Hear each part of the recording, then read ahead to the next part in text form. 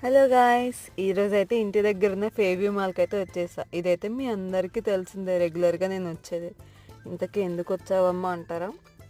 ఎందుకు వచ్చానో డైరెక్ట్గా చూపించేస్తారండి. స్టోర్లోకి అయితే వెళ్ళిపోదాం.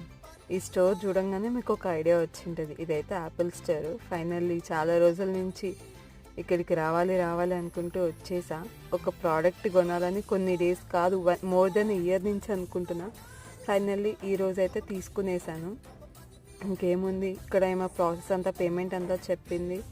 పేమెంట్ ప్రాసెస్ అంతా చేసుకొని నా థింగ్ అయితే ఇంటికి తెచ్చేసుకున్నా. అమ్మకి వీడియో కాల్ చేసి ఇంకా ఫోన్ ఇట్లా తీసుకున్నానమ్మా అంటే ఫస్ట్ నమ్మలేదు.